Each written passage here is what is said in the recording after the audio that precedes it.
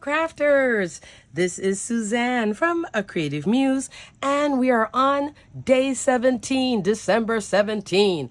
Oh, it is getting towards the end, and I'm already missing the Advent calendar. I am so loving this Advent calendar and playing with it. One viewer had commented that she has the Advent calendar. She hasn't had a chance to open it, I guess, work and life and everything else, but she's been watching the videos, so she'll have fun when she opens it up. Even though you're watching me on video doing the reveal and showing the example, it still is quite satisfying once you poke it and open it and you see it for yourself in hand and you run it through your die cut machine, all right? Super excited, or you stamp all the cute stamps too. Here we are on the 17th. So, on the 17th day of Christmas, my true love gave to me. Ooh! Can you hear the horse in my voice? Yes, I'm still getting over this cold. So pretty. Ready? I hope it's so pretty. Oh, and it is. Let's take a closer look because this one looks uber special. Uber special. Why is it uber special? What is this reminiscent of? Oh my gosh, this is too much. Spellbinders, this is too much. You are spoiling us. This is Essential Arches Mini. I love this thing so much. And it has a little bit of a different shape. I'm already seeing here. Turn this thing into a window. There you go. Turn this thing into a shaker. Look at that. 7 pieces. OMG. This is fabulous. Totally worth it. Would I have bought this as a separate die set? Oh, you bet. This one, 2 5/8 of an inch tall by 2 1/4. And you know what I like about it too? The shape. This has like an organic arch shape. Oh, I'm really loving this one. You guys are going to be super excited to see my example. Oh my, this is an arch. Love. And 7 of them. They look like gumdrops too, actually. Right? Alrighty, let's look at my example. Let's get started. Here is day 17. Yay, it's another beautiful golden card. Look at all the fabulousness.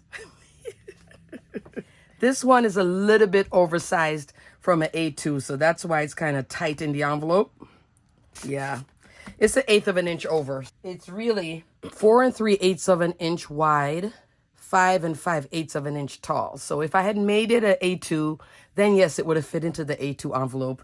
But I had to put this little extra bit of pink around the edge, 1/8 of an inch, just to bring back that pink. And then I made it oversized, and I'm like kicking myself now. But I'm loving all the die cut layers as well. But even with all this height, this card has a certain amount of height on it. It still did fit in that beautiful brushed gold envelope.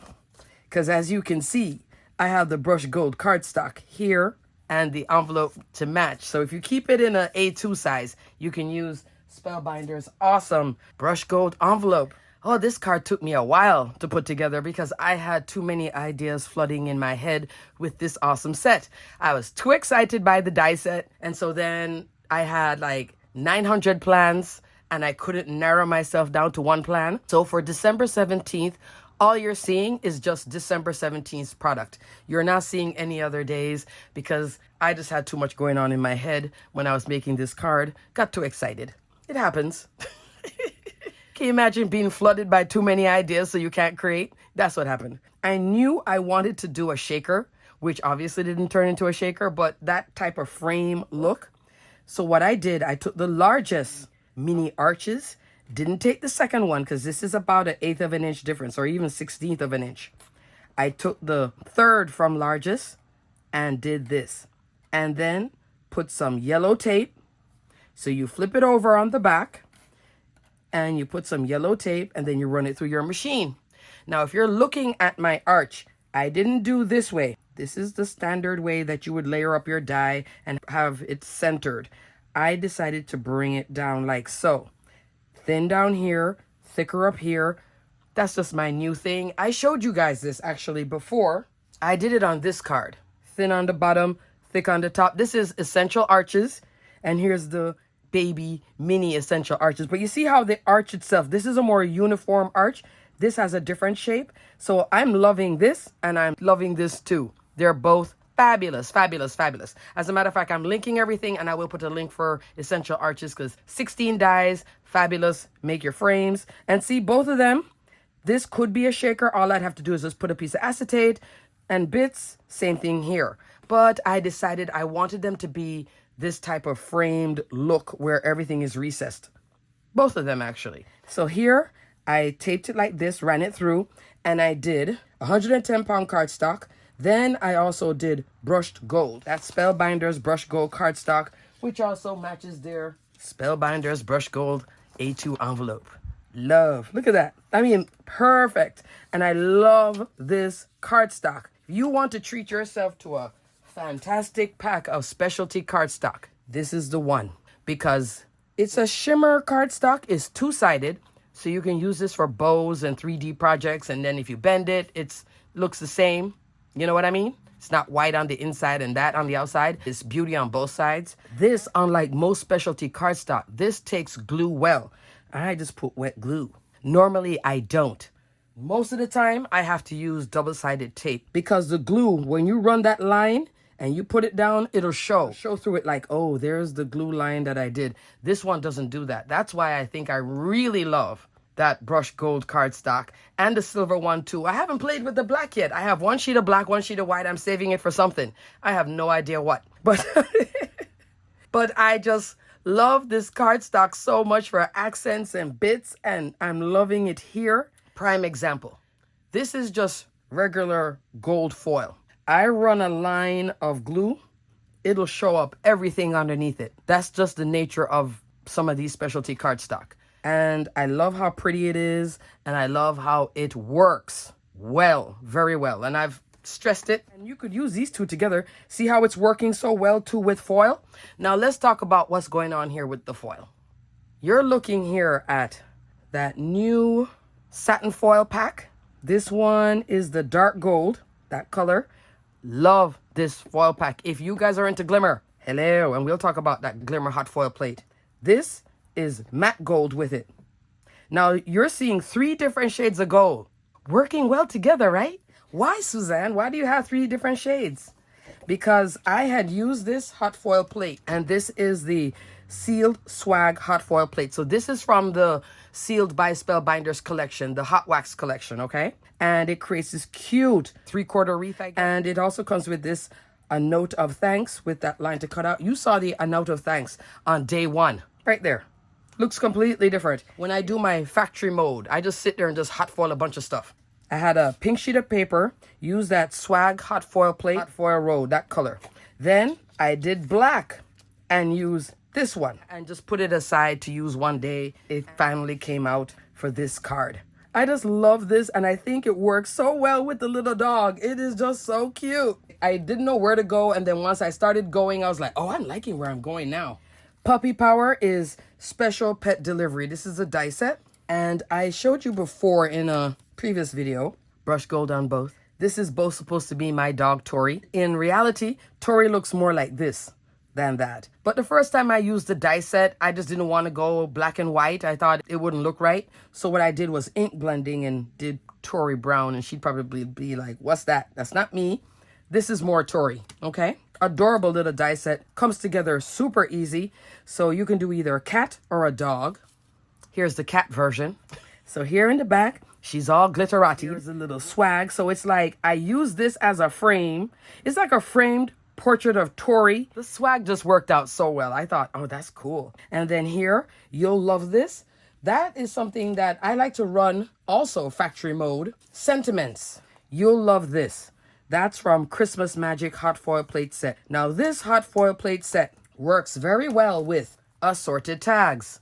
That's this die set, which you saw in action again. This is like a review session here on day 1. That tag. The note of thanks from the swag works with this tag set, which also works with a lot of these tags in here. Christmas Magic. Yeah. I tell you, there's a Spellbinders elf who was like, well, let's make this, and oh, it's going to work with everything. Okay. So I was shopping my stash. Now to cut it out, I don't use the stamps in this, but I end up always using these banners. This one, fabulous. I'm here for you sentiments. This is one I don't see everywhere. It's a really good set though. you can stamp and then cut out. But these little strips work so well for many of Spellbinders hot foil sentiments. So you'll love this.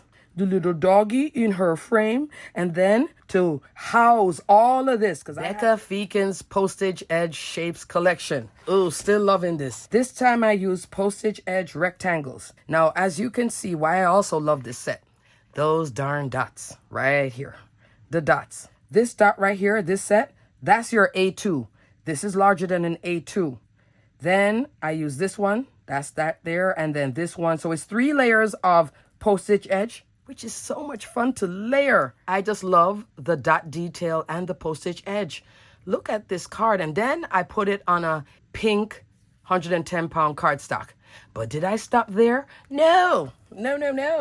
I was working with Tori, so I had to keep on going. All from this little die set. I told you I was excited by it. On the inside of the card, I pulled out 2 stamp sets from my stash. First one I was going to use was this one. Santa Paws Sentiments, which coordinates with this collection. I was going to do Sending Cozy Christmas Wishes or Santa Paws is Coming to Town. I actually ended up with Home Sweet Quilt, and I stamped Sending Warm Hugs of Comfort. Here is the inside. Love. And then I took a little stamp block and stamped out the hearts right here. Isn't that cute? And I did heat embossing because I was just so extra for my dog on paper. And I know I said I was going to take out the embossing strip and show you guys how to do this in this video, but I'm going to save it because I have a die cutting video coming out where I'm going to bring out my machine. So I might as well just do it then when I have everything out, and then I can show you how to create this little border for your card. Look how different everything is. Isn't that funny? This advent calendar really just opens up a whole thing. If you really play with it and just go with it, yeah, you can just keep on going. And Home Sweet Quilt. Home Sweet Quilt. Look at that. Yeah. Quilty Hugs Sentiment Stamp. That's what this is. Quilty Hugs Sentiment Stamps. And I was thinking, like I said, I could have used this too. Isn't this so cute? I love this little die set. Just love. Alrighty, crafters. Until day 18, stay crafty, my friends. Bye.